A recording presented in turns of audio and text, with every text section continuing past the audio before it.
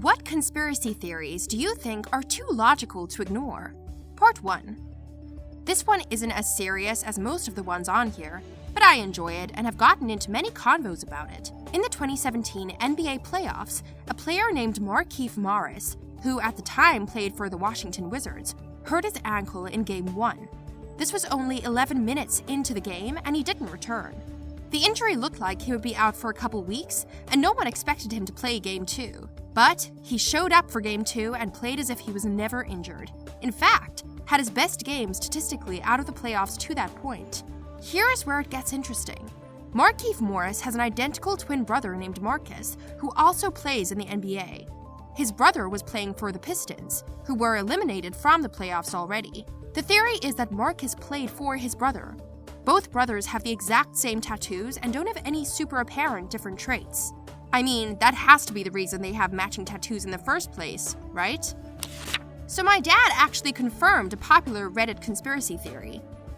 I told him about the laundry detergent caps have the full line too high on purpose, and he told me this was true. He interned at P&G, and they taught him the full line was for the highest level of cleanliness our product can give.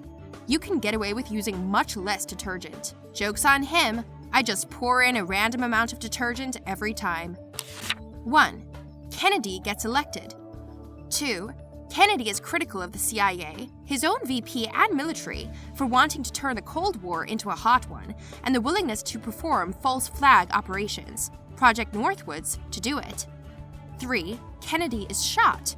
4. His VP takes power. 5. Classified. You missed out the most important part. He bangs Marilyn Monroe. Pretty sure I saw it here on Reddit at one point, but someone brought up the art trade. That these $1 million art shows and individual pieces that go for insanely high prices are just a way for money laundering. Tax write-off even. So a real estate friend of mine told me that if you made $1 million, you should get a painting done. Have a maid who happens to be an art critic or evaluator value the piece at $50K, then donate that piece to charity stating its value. That allows you to claim a deductible of $50K towards your taxable income due to your charitable donation. Genius. David Miscavige, the chairman of the Church of Scientology, definitely murdered his wife and is getting off scot-free for it. Him and his wife got into a pretty heated argument in 2007, and she hasn't been seen since. Lawyers hired by David claim she is still alive and devotes 100% of her time to work at the Church of Scientology, which is why she hasn't been seen since August 2007. In 2013, a former member of the church had filed a missing person report that was closed after a few officers had spoken and seen Mrs. Miscavige, even though there's no evidence whatsoever of this meeting. All missing persons reports now are turned down, since this investigation is forever closed. Leah Remini has had it investigated as well and written letters to Shelley with no response. Before Leah left the church, she wrote letters to Shelley that the church refused to deliver, and when she asked where Shelley was, she was told she didn't have clearance to ask that question. This one is small and local, but still too insane to ignore and just came up today. Just recently, our small suburban town's favorite gas station went out of business. Everyone went there. The guy who ran it was the mayor. He retires and sells the property after an issue with the ground underneath the gas pumps. They tear down the gas pumps and keep the garage. Mavis Tire bought the property and opened a new store. A few days after the Mavis opened, someone posted a picture on Facebook of an intersection at a road near it with nails all over the road. The guy theorizes that a box of nails fell off of a construction truck. The police come clean it up and it seems all is well. Fast forward a few days later and people are commenting on the post that they're finding nails in their car tires. Not just from that intersection. People jokingly say, maybe it was the new Mavis guys throwing nails around, but nothing really happens.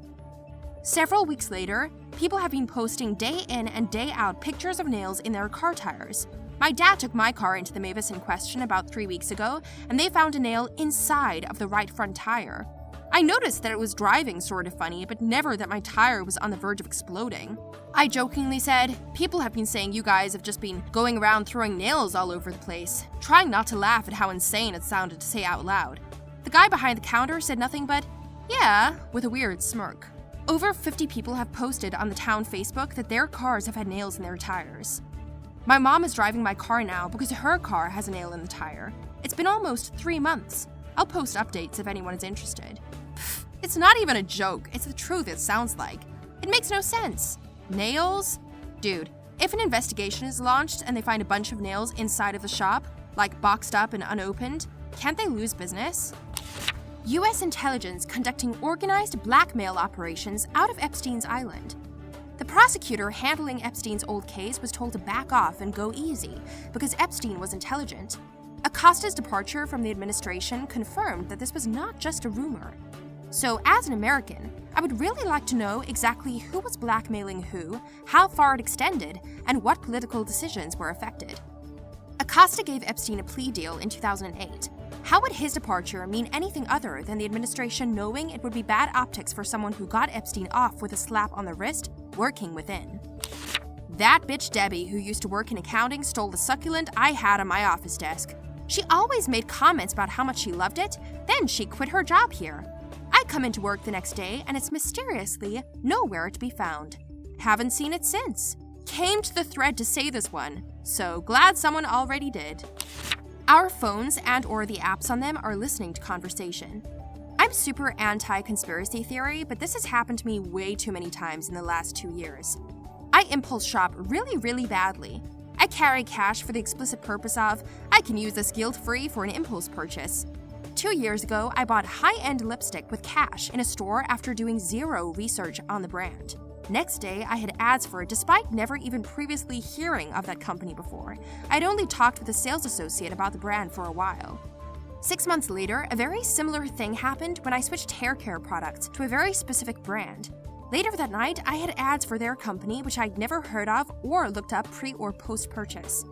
8 months ago, I ordered a cider I had never heard of at a bar in NYC. Didn't research the company or anything about it. Not even 2 hours after I left the restaurant, I had added that brand of cider on my Facebook. There's easily 5 to 7 more times I could think of, but these are the ones that bother me the most because I am positive the transactions were all in cash, I had never looked up the product before, and I had very targeted, specific ads from those exact companies less than a day later on most of my social media. Totally believe. Never did any research about martial arts or anything, but mentioned wanting to learn Krav Maga whilst grabbing coffee with a friend, and suddenly, I got a ton of ads for Krav Maga and Jiu-Jitsu courses. Google Maps only asks you for feedback on its navigation when it knows it did a good job.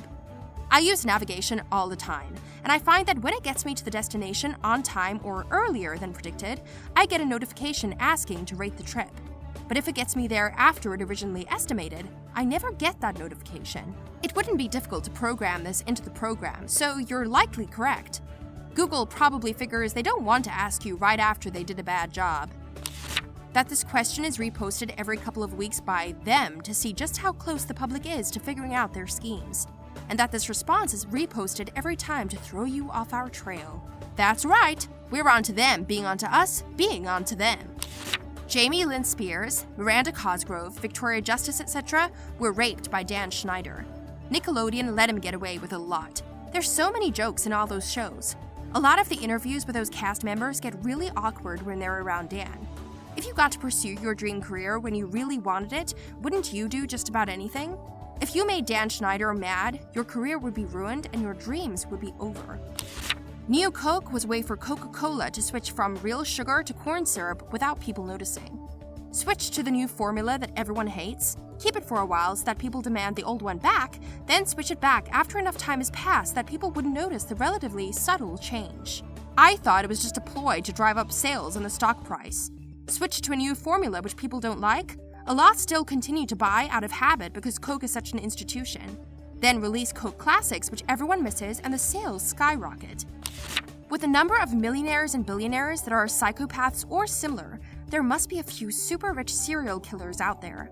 By extension, there must be people making money supplying victims in the same way Epstein was supplying girls to the wealthy who wanted to scratch an itch.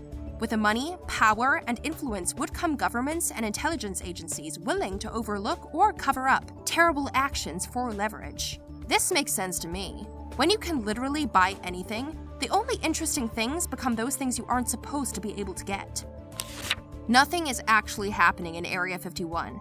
The government just keep it so people will focus on it and ignore the shady stuff happening somewhere else. Actually, Area 51 was created during the Cold War as a testing and development facility for aircraft, including the U-2 and SR-71 Blackbird reconnaissance planes. And currently is probably being used to test a few weapons, and that's it. My favorite one is that UFOs are just us in the way of distant future time traveling. We probably developed some sort of cloaking device so we never see them except for when it malfunctions. What if the time travel is just an unintended consequence of a new type of super fast engine? In the future, they haven't realized and are just flying through the sky in our time. Even if one UFO sighting is real, then that changes everything we know about the entire universe. There is a reason that information on UFOs is dripped through the media. The Nimitz Tic Tac is the snowflake on top of the ice cube on top of the tip of the iceberg in terms of extraterrestrial life reaching Earth. UFOs are the single largest documented unknown event in human history, and we have cave drawings showing people in the sky coming down to Earth. Bob Lazar and Dr. Stephen Greer are the most well-known, but literally hundreds of military, political, and aerospace personnel have come forward to talk and show evidence of life and technology from outside our planet.